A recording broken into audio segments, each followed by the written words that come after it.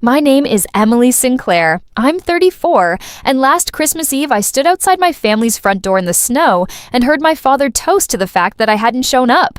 My sister laughed and said nobody wanted me there anyway. But that wasn't even the worst thing they did to me that year.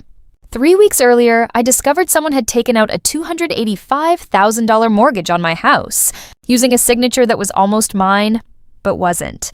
For 8 years, I was the reliable one, paying for my father's surgery, my mother's roof, my sister Bridget's failing restaurant, over $100,000, never repaid. Every time I asked for fairness, I heard the same line: "We're family, not a bank." Then one August, my mail stopped arriving. I learned it had been secretly forwarded to my mother's house. That night, I pulled my credit report and found a mortgage I never signed on a house I owned outright. My lawyer, Marcus Delgado, compared the signature to my real one and said flatly, "This isn't your hand." The notary was my mother's bridge partner, who swore she watched me sign it in person on a day I was 2 hours away with 47 witnesses. Marcus said one sentence I'll never forget: "This isn't just fraud, it's a felony." Then he traced the money. All $285,000 had passed through a trust I never created, split into 3 wires. $180,000 to my sister's restaurant, $65,000 to my father, $40,000 to my mother. The trust's organizer was Bridget herself. My own sister had forged my name, hired a fake notary, and rerouted my mail so I wouldn't find out, all to save a business already sinking. When I confronted my father, he never asked which lender or how much. He just accused me of always making everything about money, while my mother whispered instructions in the background. When I called Bridget, she finally admitted she did what she had to do for this family, then hung up on me. I sent one final letter demanding repayment and full cooperation with an audit. Their only response was silence, followed by a single text from my mother: "If you do this, you'll have no family left." She never denied it. She never apologized. She just reached for the one weapon that always worked on me: the fear of being alone. Not anymore. The court granted an emergency order freezing the fraudulent loan and authorizing enforcement on my rental property, the house my parents and sister lived in rent-free. The earliest available date was December 24th. I drove to their Christmas Eve party and stood outside the door I used to call home.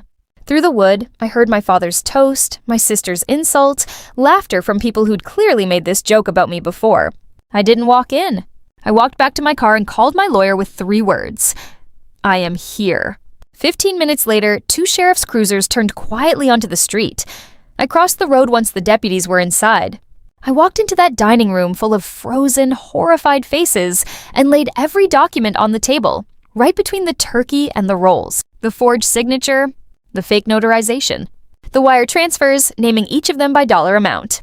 I read the numbers out loud, calm and steady. Nobody said a word in their defense. My uncle looked at my father and asked if it was true. Silence answered for him. What followed wasn't an argument, it was a collapse. My sister's tears turned on instantly, blaming desperation. My mother begged me not to embarrass them, then broke completely when I reminded her that rerouting my mail wasn't a mistake, it was a plan. One by one, relatives reached for their coats and left. My sister's husband walked out with a bag already packed without a word to her. In the months that followed, the truth did what I never could. My sister was indicted for felony forgery and fraud. My father for conspiracy. My mother for obstruction. The fake notary lost her license for good. My mortgage was voided, my title cleared, and that same week, my firm finally offered me a promotion, one that didn't come with a family phone call attached. Her restaurant closed within months.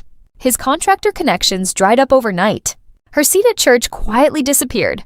By June, the plea deals were final. 18 months in prison for my sister, full restitution, and a felony that will follow her forever. A suspended sentence for my father, probation for my mother. I didn't attend a single hearing. I didn't need to see their faces to know the truth had caught up to them. A year later, I sit on my own porch in the evening light, in a house that is finally, fully mine. I don't hate them. Hatred is just another kind of attachment, and I spent enough years attached to people who treated my generosity as an obligation.